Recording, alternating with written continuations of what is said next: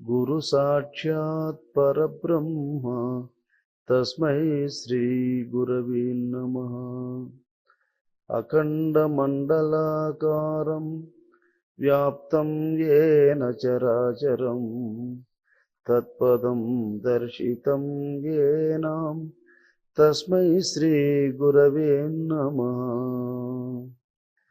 యస్య ద్విరధ వక్త్రాద్యాః పారిషద్యాః పరశ్యతం విఘ్నం నిఘ్నంతి సతతం విశ్వక్సేనం తమాశ్రయే.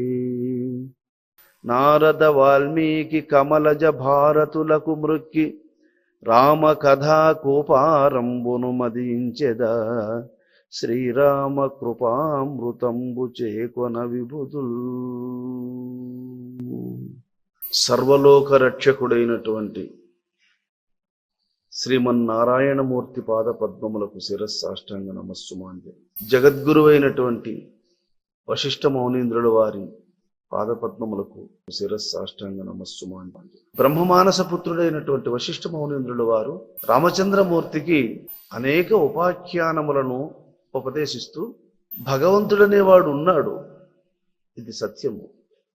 అయితే మనస్సు అనేటువంటిది కామము, క్రోధము, లోభము, మోహము, మదము, మత్సరము, ఈర్ష్య, అసూయ, ద్వేషము, ధనేషణ, దారేషణ, పుత్రేషణ, లోకవాసన, శాస్త్రవాసన, దేహవాసన, కులమదము, యవ్వన మదము, విద్యామదము, రూపమదం అనేటువంటి ఒక గుణములను ఎన్నింటినూ తనలో పెట్టుకొని ఉంది. నీటిలో జలచరాదులు ఉన్నట్లు, అరణ్యములు క్రూర మృగములు ఉన్నట్లు మనస్సునందు అనేక విధములైనటువంటి యొక్క దుర్గుణాలు కొల్లలుగా నివసిస్తున్నాయి. ఈ జగత్తుకు అంతటికీ ఈ ప్రపంచంలో ప్రాణులు అందరూ పుట్టడానికి, దుఃఖములు అనుభవించడానికి, మరణించడానికి కారణం మనసే. ఈ మనసు నిరంతరము నది ఎట్లా ప్రవహిస్తూ ఉంటుందో వేగంగా, గాలి ఎట్లా వీచుతూ ఉంటుందో, అగ్నికి వేడిని చూపించే గుణం, భస్మం చేసే గుణం ఎట్లా సహజమై ఉంటుందో ఆ విధంగా మనసుకు చెలించేది సహజ గుణం. అది ఆ మనస్సును ఏ విధంగా లోపరుచుకోవాలి అన్న విషయాన్ని వశిష్ఠ మౌనేంద్రుల వారు చెప్తున్నారు. ఎందుకంటే చెత్తేసే కొద్దీ దిబ్బ పెరిగినట్లు ఈ మనస్సు అనేటువంటిది నువ్వు నిగ్రహించకుండా పోయే కొద్దీ అది బలాన్ని పెంచుకుంటూ పోతుంటుంది. అందుకు మనస్సు దినదినానికి బలాన్ని పెంచుకుంటూ ఉన్నది. నీకేమో దినదినానికి శాంతి తరిగిపోతూ ఉన్నది, సుఖము దూరం అయిపోతూ ఉంది. జీవులు సుఖాన్ని వాంఛిస్తూ ఉంటారు. ఇంకైనా నాకు సుఖము లభిస్తుందేమో, ఇంకైనా నాకు సుఖము లభిస్తుందేమో అని పాపం కలలు కంటూ ఉంటారు. కానీ మేలుకున్న తర్వాత కళ మాయమైపోయినట్లు వాళ్ళు అనుకున్నవన్నీ మరుగైపోతూనే వస్తుంది. ఏ ఒక్కటి తనకు సుఖముగా సంతోషాన్ని అందించగలిగేది ఏ ఒక్కటి ఎదురుపడదు. అందుకని శ్రీరామచంద్రమూర్తితో వశిష్ఠ మౌనీంద్రుల వారు ఇలా చెబుతున్నాడు. రామచంద్ర, యత్కృతం మనసా నామ తత్కృతం విద్ధి రాఘవ, యత్యక్తం మనసా తావ తత్యక్తం విద్ధి రాఘవ. శ్రీరామచంద్ర, మనస్సు లోపల ఏమి సంకల్పిస్తుందో, ఏమి చెయ్యాలనుకుంటుందో అది శరీరం చేస్తుంది.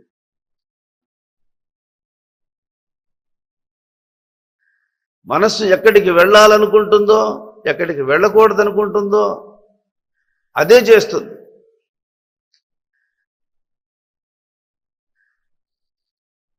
కాబట్టి మూలము మనసే గాని శరీరం కాదు. శరీరం నిర్దోషి, శరీరం ఒక అచేతనము. ఎక్కడ వస్తువు అక్కడ పెడితే అది ఏడవేస్తే అది ఎట్లా పడి ఉంటుందో మనసు ఏం చెప్తే అది చేస్తుంది శరీరం, అంతే.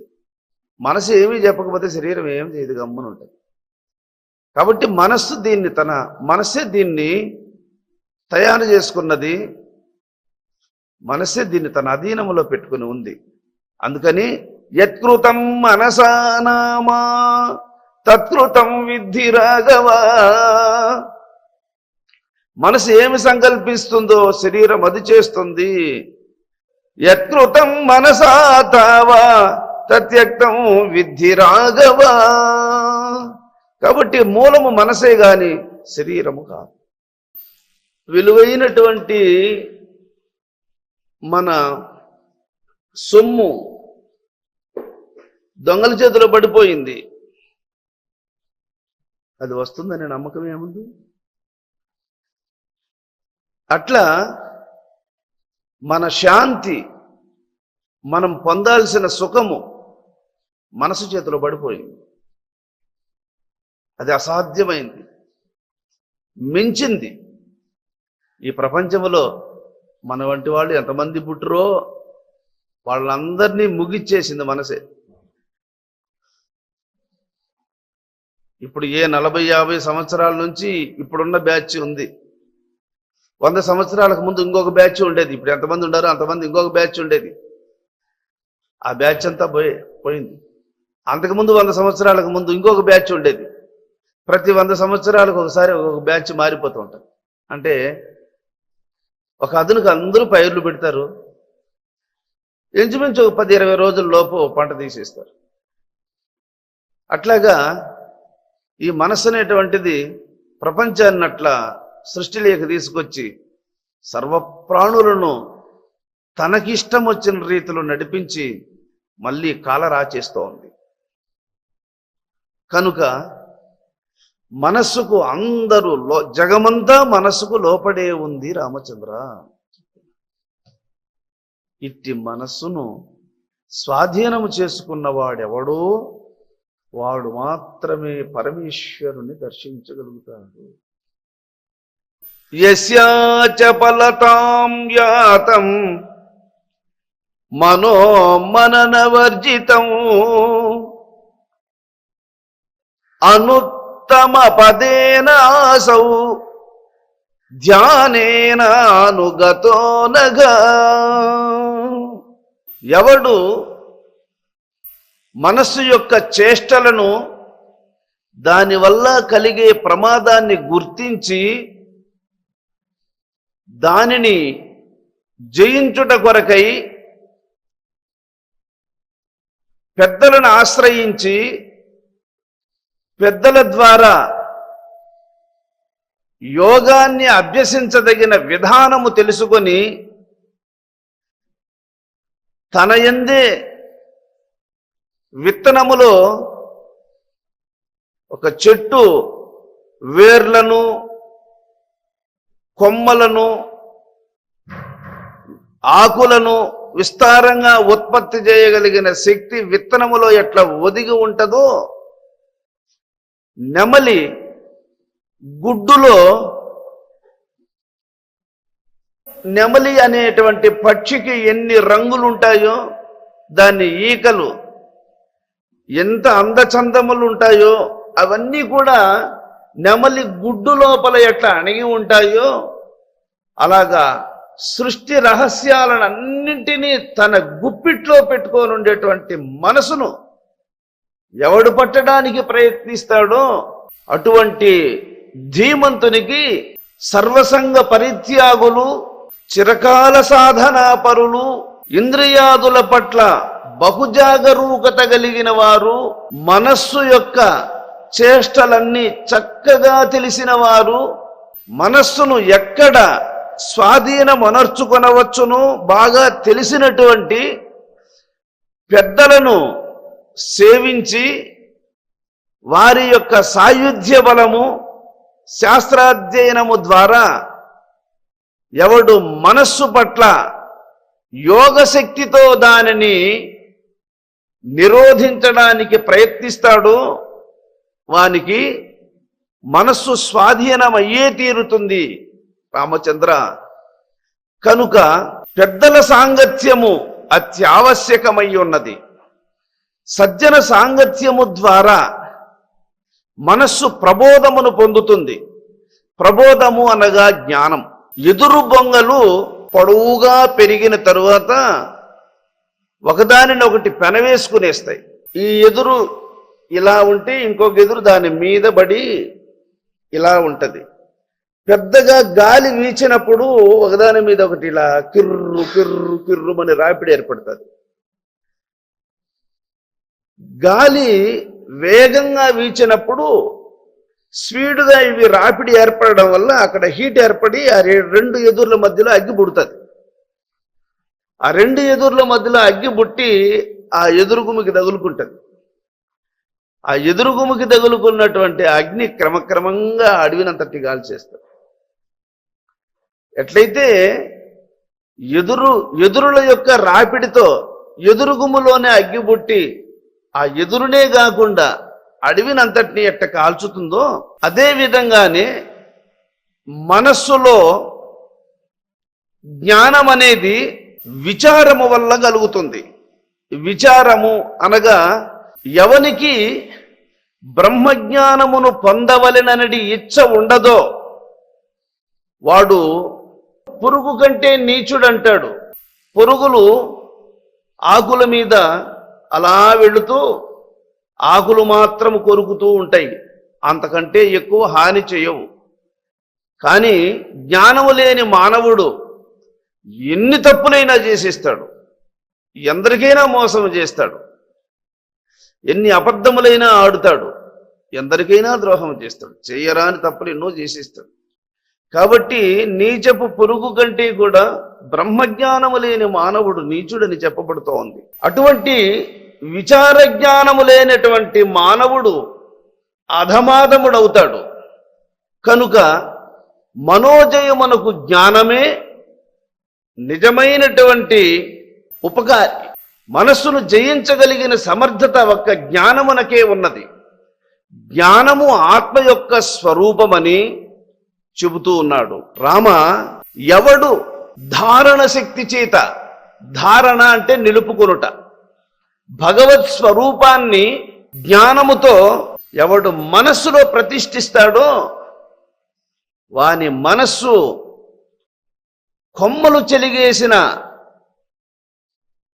చెట్టు మోటైనట్లు మనస్సులో గల శాఖలన్నీ ఎక్కడివక్కడ తెగిపోతాయి. కంపల కుప్పకు అగ్నిని రగిలిస్తే ఆ పొడుచుకునే స్వభావములు, గుచ్చుకునేటువంటి స్వభావములున్న ముండ్లన్నీ అగ్నిదేవుణ్ణి ఎట్లా గుచ్చుకొనలేవో, అగ్నికి ఎట్లా ఆహుతైపోతాయో, మనకు బాధలు కలిగించగలిగే ఈ మనస్సు జ్ఞానం అనే అగ్నిని బాధించలేదు, దానితో దగ్ధమైపోతుంది. చూడండి, ముండ్లు ఎవరికైనా గుచ్చుకుంటాయి, కానీ అగ్నికి గుచ్చుకోవు, అగ్నిలో బూడిదైపోతాయి. జ్ఞానం అనేది మనస్సులో గల కర్మలను, జీవులను బాధించేటువంటి దుఃఖములను జ్ఞానము దగ్ధము చేయగలదు. కనుక ఆత్మ ఇట్టిదని అనుభవ జ్ఞానము కలిగిన పెద్దల ద్వారా తెలుసుకొని ఆ పరమాత్మ స్వరూపమును మనస్సులో ప్రతిష్ఠించి ధారణ, ఎవడు మనసులో జ్ఞానశక్తి ద్వారా స్మరణ చేస్తాడో వానికి అగ్ని యొక్క స్పర్శ చేత కంపలెట్లయితే కాలి భస్మమైపోతాయో, నీ దుఃఖములకు ఎన్నింటికో కారణమైనటువంటి మనస్సు కుప్పగా కూలిపోతుందన్నాడు. కనుక సంయమా మనసః శాంతిమేతి సంసార విభ్రమః మందరే స్వందతాం యాతే యథా క్షీర మహార్ణవః. దేవతలు రాక్షసులు కలిసి పాల సముద్రమునందు మేరు పర్వతాన్ని కవ్వములాగా ఉంచి చిలికినప్పుడు ఆ కవ్వము యొక్క రాపిడికి, ఆ ఉరవడికి సముద్రమంతా అల్లకల్లోలమైంది. అంటే ఒక చిన్న దృష్టాంతం చెప్తా మీకు. పెరుగుబానలో కవ్వం పెట్టి మనం చిలికినప్పుడు ఆ మజ్జిగ కుండకు 4 అంచుల లోపల డబుక్కు డబుక్కు డబుక్కు అని కొట్టుకుంటూ ఉంటాయి. కవ్వాన్ని గోడ కానిచ్చి నిలబెట్టేసామనుకోండి, ఇంకా అందులో ఉన్న మజ్జిగ ప్రశాంతంగా ఉంటాయి, మళ్ళీ కదలకుండా మెదలకుండా. అట్లాగా మందర పర్వతము చిలికేది చాలిస్తే సముద్రం ఎట్ట ప్రశాంతతను పొందుతుందో, కవ్వము చిలికేది చాలించి అట్లా ఆనించి పెట్టేస్తే మజ్జిగెట్ట ప్రశాంతంగా ఉంటాయో, మనస్సు తిరిగేది జాలిస్తే శాంతి నీకు అక్కడ లభిస్తుంది అంటాడు.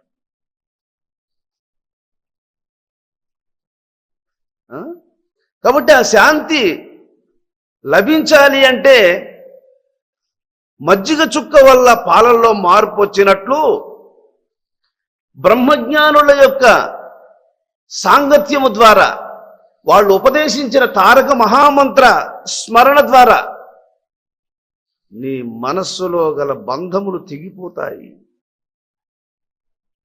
ఇప్పటికీ లీలోపాఖ్యానము గాని, కర్కశోపాఖ్యానం గాని, ఆకాశజోపాఖ్యానము ఇవన్నీ కూడా నీకు ఉపదేశిస్తూ వచ్చాను. దీని యొక్క ఉద్దేశం ఏంది అంటే, 800 జన్మాలు జన్మించిన లీలాదేవి ఒక రాక్షసి అయి క్రూర స్వభావములతో ఉన్న కర్కశి,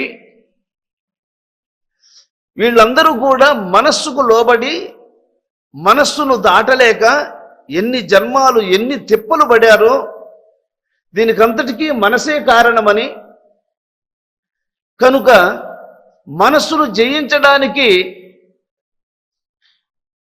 వేరు ఉపాయము లేదు. సత్పురుషుల సాంగత్యము, సద్గ్రంథ శ్రవణము, వైరాగ్యము వీటిని అవలంబించి నీవు దక్కించుకుంటే తప్ప మనస్సును జయించడానికి వేరొక ఉపాయము లేదు.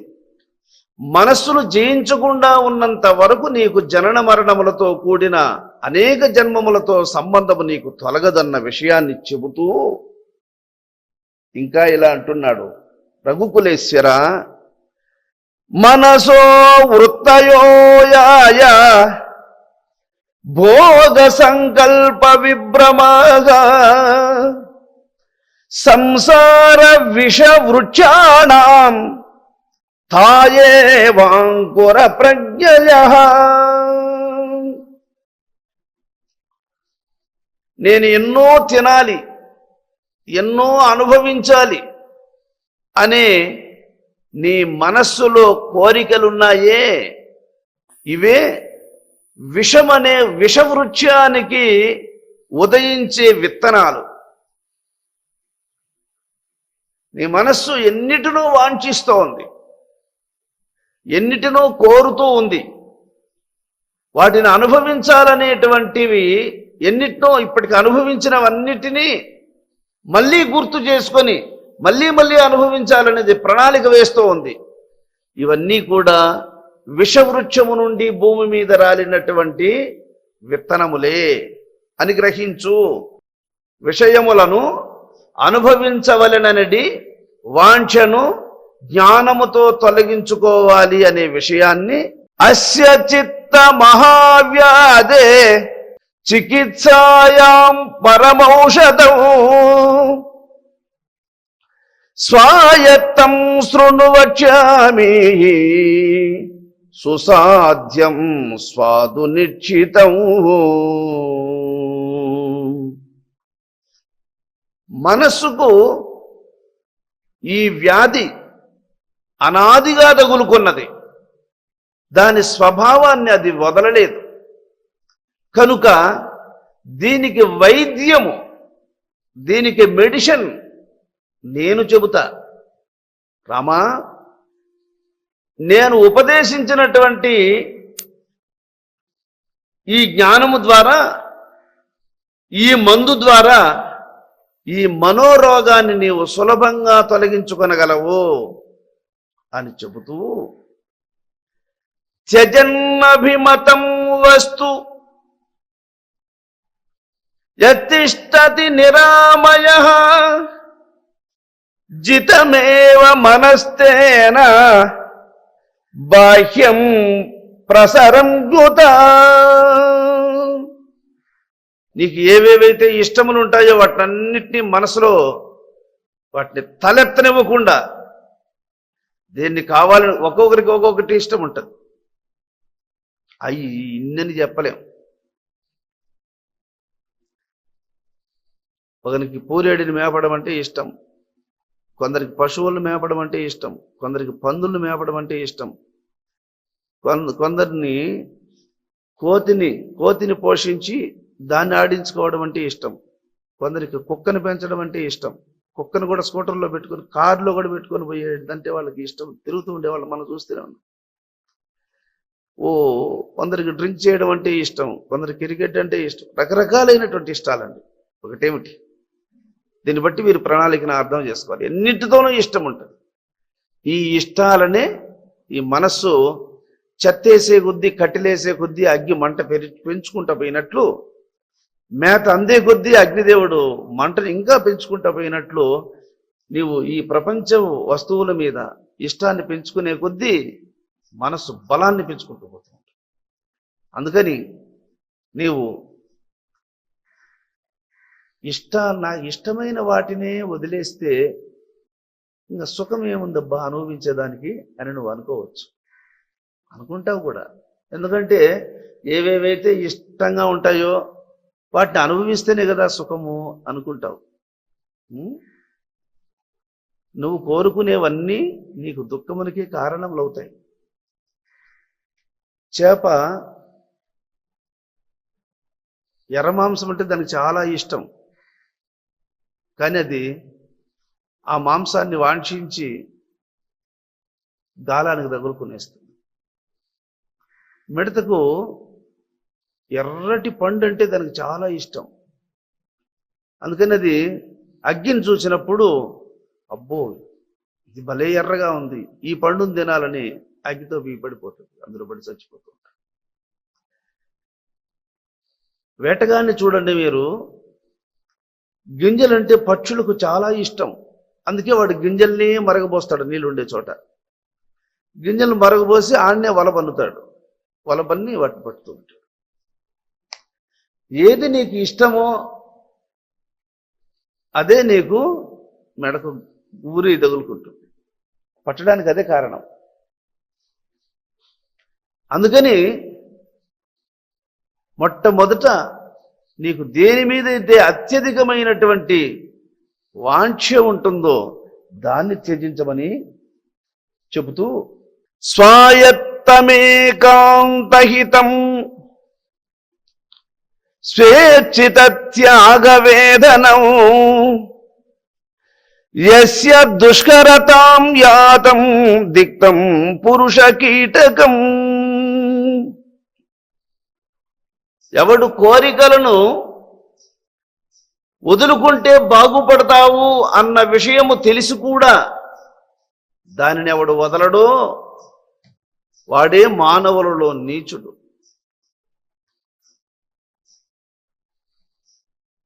ఈ సమస్త ప్రపంచమును మాయ ఆవరించి ఉన్నది అన్నది మనకు తెలిసింది. మాయ అనగా వేరే ఏదో కాదు, మనసే. మనసు చెలిస్తూ ఉన్నంత వరకు నీకు భగవంతుని గూర్చి తెలుసుకోవడం అనేది అసాధ్యం, అసంభవం, జరగదు. మనస్సు నిశ్చలముగా నిలబడినప్పుడే భగవత్ స్వరూపం ఎదుట ప్రత్యక్షం అవుతుంది. కానీ మనస్సు నిలబడద్దా? అందువల్ల మనస్సులో ముఖ్యమైనటువంటివి, ఒక చెట్టుకు పిల్ల ఏర్లు కొన్ని ఉంటాయి, బలమైన ఏర్లు కొన్ని ఉంటాయి. ఆ బలమైన ఏర్లన్నిటినీ తెగనరికేస్తే ఆ పైన ఉన్నటువంటి భారముతో పిల్ల ఏర్లన్నిటినీ తెంచుకొని అదే పడిపోతుంది. చెట్టుకు బలమైన ఏర్లు ఏవేవైతే ఉంటాయో వాటిని అన్నిటినీ నరికేసినామా ఆ చిన్న చిన్న ఏర్లన్నిటినీ లెక్క పెట్టదు, పైనున్న కొమ్మల భారముతో వాటన్నిటిని తెంపుకొని పడిపోతుంది.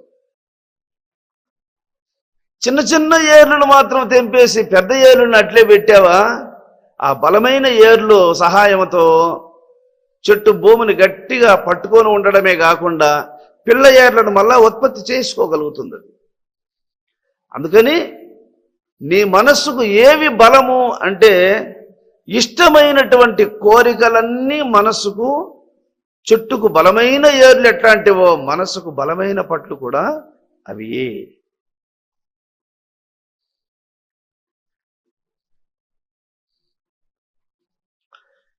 శాస్త్ర సంగమతీష్ణేన చింతాతప్త మతాపిన చిందిత్వ మాయాసేన యో మనసైవ మునే మనః. రఘుకులేశ్వర,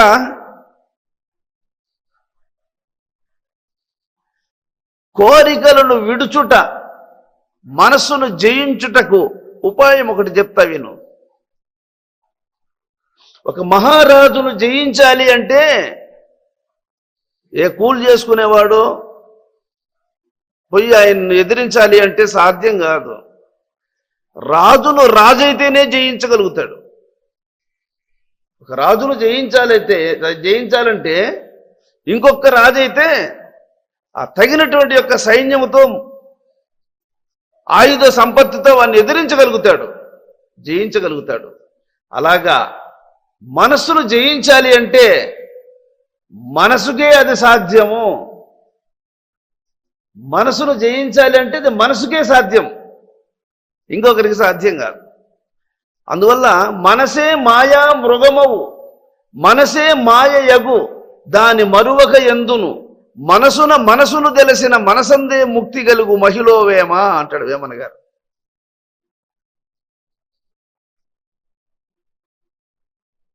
మనసే దొంగతనానికి వస్తుంది,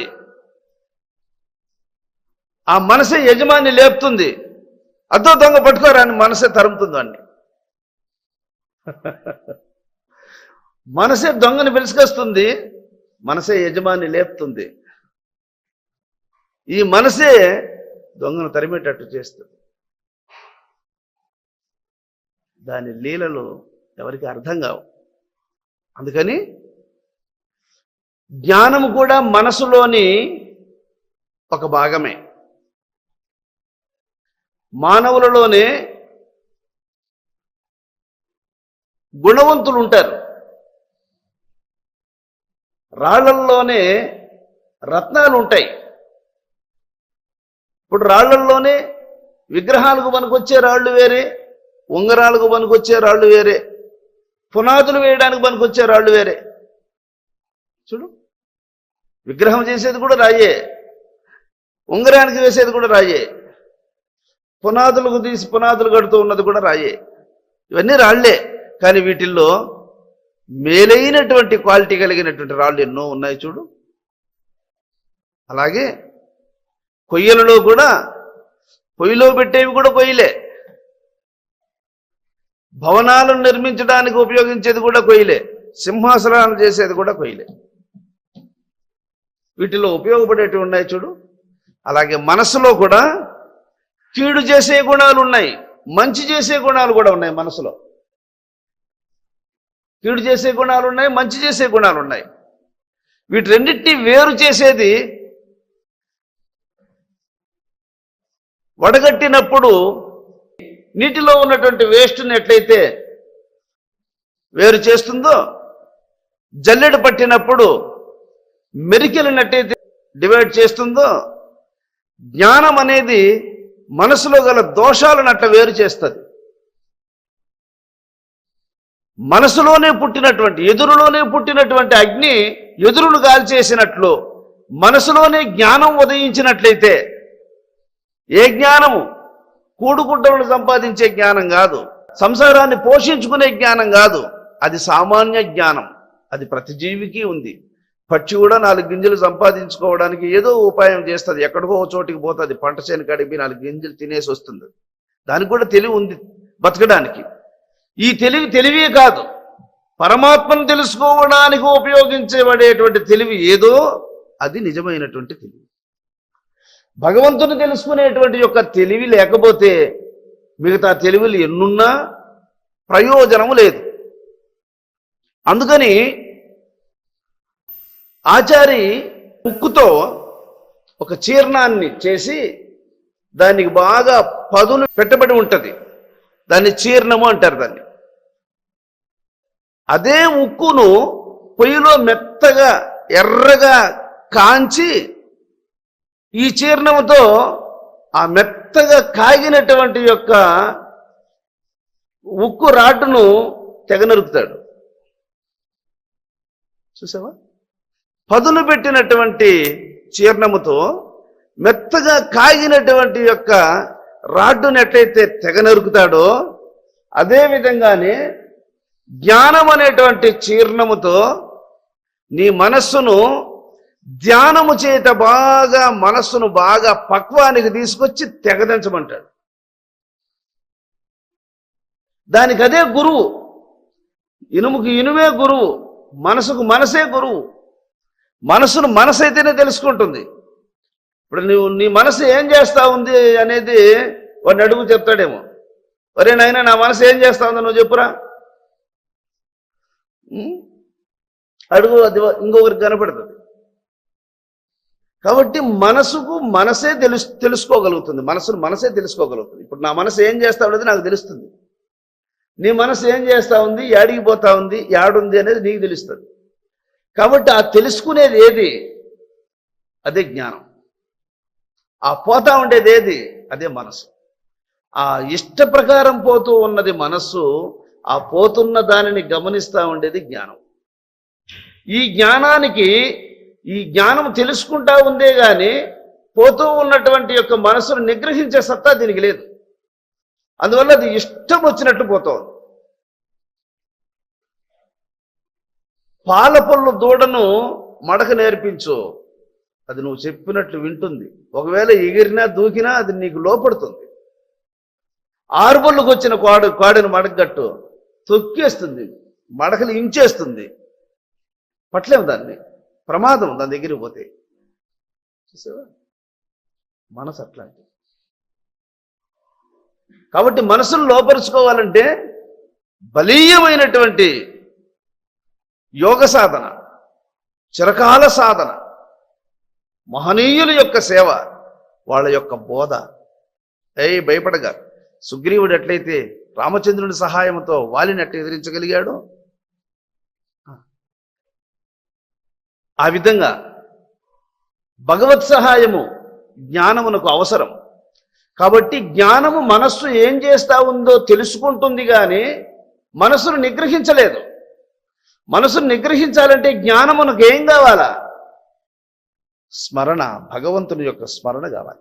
అందుకు యోగ సాధన చేత శక్తివంతమైనటువంటి జ్ఞానము మూర్ఖమైనటువంటి యొక్క మనస్సును త్యజించవచ్చు నాయన రామచంద్ర. స్వపౌరుషైక సాధ్యేన స్వేచ్ఛిత త్యాగ రూపిణ మనః ప్రశమ మాత్రేన వినా నాస్తి శుభాగతి. పురుష ప్రయత్నముతో దీన్ని సాధించాల తప్ప శాంతికి మార్గము, మనోజయమునకు ఉపాయం ఇంకొకటి లేనే లేదనేసి. నువ్వు ఏనాడు ప్రయత్నించి ఈ మనస్సును అదుపులోకి తీసుకోవాలని తీవ్రమైనటువంటి యోగ సాధనను ఉపక్రమిస్తావో అప్పుడే అది సాధ్యమవుతుంది. కానీ దాని అంతటది కుదిరేది మాత్రం లేనే లేదు. నువ్వు 1,000,000 జన్మలు ఎత్తినా ఇట్ట గడవాల్సిందే కానీ అది నీకు అందదు. కనుక స్వపౌరుషైక సాధ్యేన, స్వయంగా నీవు ప్రయత్నిస్తేనే నీకు మనస్సును జయించగలిగేటువంటి శక్తిని భగవంతుడు ఇస్తాడు. ఏదైనా సరే నువ్వు చేస్తేనే ఏ పనైనా అవుతుంది, చేయకపోతే ఆడనేటి అన్నీ ఉంటాయి. వంట అయినా సరే నువ్వు పొయ్యి వెలిగించి చేస్తేనే వంట అవుతుంది. ఆ వండి పెట్టినటువంటి భోజనము తింటేనే ఆకలి తీరుతుంది. వండి ఆడ పెట్టుకొని నేను తినేసినాను అనుకుంటే కుదురుతుందా చెప్పు? మంచి ఔషధాలను తెచ్చాడు పెట్టుకొని మందులన్నీ నాకు ఎదురుగా ఉన్నాయి, నాకు రోగం బాగైపోతుంది అనుకుంటే కుదురుతుందా? మింగితే కుదురుతుంది. అది అట్లా ఏదైనా సరే పురుష ప్రయత్నం, నీవు స్వయంగా ప్రయత్నించి మనస్సును జయించడానికి తగినటువంటి యోగ సాధన చేస్తేనే మనస్సు లోపడుతుంది. చేయకపోతే ఎట్లుండేది అట్లే విజృంభిస్తా పోతూనే ఉంటుంది అన్నాడు. అందుకే నీకు రామా లీలోపాఖ్యానం ఉపదేశించానని చెప్పాడు.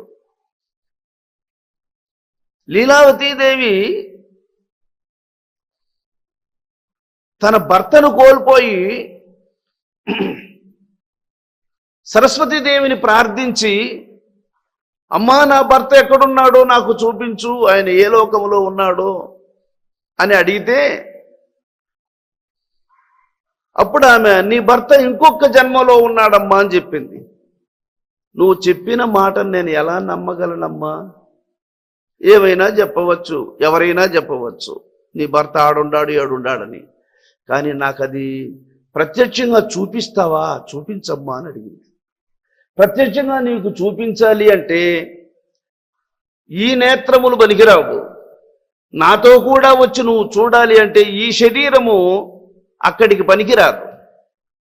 కనుక నీకు యోగ విద్యను అభ్యసింపచేస్తా అని అప్పుడు మంత్రాన్ని ఉపదేశించింది.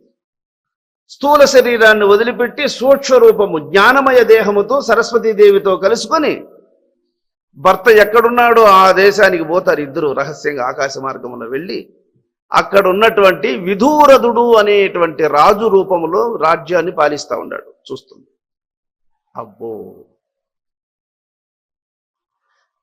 7 శరీరాన్ని వదిలిపెట్టేశాడు, ఆడికి పోయినాడు, ఇంకొక శరీరంలో ప్రవేశించున్నాడు. ఇవంతా చెప్తుంది ఆమె. ఇది వశిష్ఠ మహామునికి చెప్తాడు. ఇలాగా నీ జన్మాల గురించి చెప్పాలి అంటే 800 జన్మాల గురించి చెప్పింది సరస్వతీదేవి ఆ లీలాదేవికి. ఇన్ని జన్మాలలో ప్రవేశించింది నీ ప్రాణమే, జీవుడే. జీవుడు ఒక్కడే, శరీరాలు ఇన్ని. దీన్ని వదిలేస్తాడు, కర్మ కొద్దీ ఇంకొక దాన్ని తగిలించుకుంటాడు, కర్మ కొద్దీ ఇంకొక దాన్ని తగిలించుకుంటాడు, కర్మ కొద్దీ ఇంకొక దాన్ని తగిలించుకుంటాడు. కర్మలు ఎప్పటికీ పూర్తి అవ్వవు. ఎందువల్ల? వాటిని తొలగించుకోవాలని అక్కర నీకు లేదు. వాటిని తొలగించుకోవాలని అక్కర నీకు కలిగిన నాడు అవి తొలుగుతాయి. అదే చెప్తున్నాడు ఇక్కడ. స్వపౌరుషైక సాధ్యేన, నీకు నిజంగా వీటి నుంచి బయటపడాలనేటువంటి అక్కర కలిగిన ఆ పొద్దు అవి దూరం అవుతాయి. అంతవరకు అవి ఓ చీకట పో అంటే పోతుంది, అది దీపం వెలిగిస్తే పోతుంది. దరిద్రమా పో అంటే పోతుంది, అది కష్టపడి ధనం సంపాదించుకుంటే పోతుంది. ధనం ఎట్లొస్తుంది? ఒక ఒక జమీందారు దగ్గరికి వెళ్ళి ఒకరోజు పొలం పని కష్టపడి చేసావు అనుకో, ఆయన పొలం దగ్గరకు వచ్చి ఒరే అబ్బాయి చాలా బాగా చేసావురా పని, ఇదిగో అని నువ్వు చేసినటువంటి కష్టానికి తగిన ఫలితం ఆయన ఇస్తాడు. ఏమీ చేయకుండా ఊరికి రమ్మంటే వస్తుందా? కాబట్టి దరిద్రం ఎట్లా పోతుంది? కృషితో నాస్తి దుర్భిక్షం, జపతో నాస్తి పాతక. ఎవడైతే కష్టపడతాడో, కష్టపడి పనులు చేసుకుంటాడో వానికి కూడుగుడ్డలకు కొరత ఉండదు. ఎవడు కష్టపడి జపం చేస్తాడో వానికి పాపాలు ఉండవు అంటాడు. జపతో నాస్తి పాతక.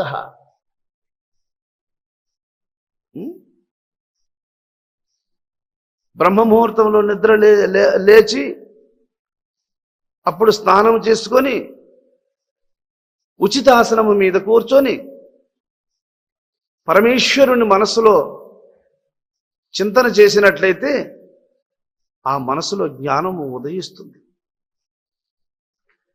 తెల్లవారిందాకా నిద్రపోయేవానికి, ఇంకా నిద్ర లేచింది మొదలుకొని సంసార వ్యాసంగాల్లో పొల్లుతూ ఉండేటువంటి వానికి జ్ఞానం ఎక్కడి నుంచి వస్తుంది?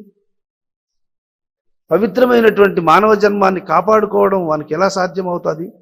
అందువల్ల మనః ప్రశమ మాత్రేన వినా నాస్తి సుభాగతి. కాబట్టి పురుష ప్రయత్నముతో తప్ప శాంతికి మార్గము మరొక్కటి లేదు నాయన రామచంద్ర. సర్వం సర్వగతం శాంతం బ్రహ్మ సంపద్యతే తదా అసంకల్ప నశాస్త్రేణ చిన్నం చిత్తం గతం యథా. సంకల్పము మనసుకు బలం, నిస్సంకల్పము జ్ఞానికి బలం. ఆ మనసులో ఏర్పడినటువంటి సంకల్పాలను అన్నింటినీ అనేక వస్తువులను నీకు చూపించి నిన్ను పడగొట్టేస్తుంది. మనసే ఈ ప్రపంచాన్ని చిత్రీకరించింది. ప్రపంచంలో ఉన్న వస్తువులన్నీ దానివే. మనము ఒక అంగడిలోకి వెళ్ళినప్పుడు ఒక డ్రెస్ కావాలని మనం అడిగినట్లయితే వాడు 10 రకాల డ్రెస్సులు మన ముందు వేస్తాడు. అబ్బో, కళ్ళు జిగేలుమంటే పక్కనున్న మిత్రులను చూస్తాం. ఇది చాలా బాగుంది, దీనికంటే ఇది ఇంకా బాగుంది, దీనికంటే ఇంకా ఇది బాగుంది, దీనికి కొందామా? అయ్యో, మన దగ్గర అంత డబ్బులు లేదే. మనసేమో అన్నిటికంటే మేటైన దానిని సెలెక్ట్ చేస్తుంది, కానీ జోబులు దడుముకుంటుంది. ఇప్పుడు నీకు ఏం కావాలి? ధనం కావాలి కదా. ఇట్లాగా ఈ మనస్సు పలు విధములైనటువంటి కోరికలను నీ ముందు వేసి వాటి మీద ఆశను చూపించి నిన్ను లోపరుచుకుంటుంది. ఇది దీనికి ఉండే స్వభావం. ఇది దీనికి సంకల్పము మనసుకు బలం, నిస్సంకల్పము యోగమునకు బలం. తాం మహాపదవీమేకాం కామ్యప్యధివసం క్షిరం చిత్తం చిద్భక్షితం కృత్వా చిత్తాదపి పరో భవః. నీటి యందు చక్కెరను కరిగేంత వరకు కలబెట్టు లేదా తిరగదిప్పు. కరిగిన తరువాత ఒక చుక్కెత్తుకొని నాలుక మీద పెట్టుకో. పక్కనున్న మిత్రులను చూసి నవ్వుతావు, చాలా తీయగా ఉంది. నీరు తీయగా లేవు, నీటితో కలిసి ఉంది పంచదార, అందువల్ల తీయగా. అలాగా నీ మనసులో తాం మహాపదవీమేకాం, మనసులో పరమాత్మ స్వరూపాన్ని స్మరణ చేస్తూ ఉండు. అలా స్మరణ చేస్తూ ఉన్నట్లయితే మనసు కరిగిపోతుంది. మనసు క్రమంగా కరిగిపోతుంది. మనస్సు కరిగిపోను ఏదైతే సంపూర్ణంగా మనస్సు కరిగిపోగా ఏది నిలుస్తుందో అది పరమాత్మ. అది పరమాత్మ.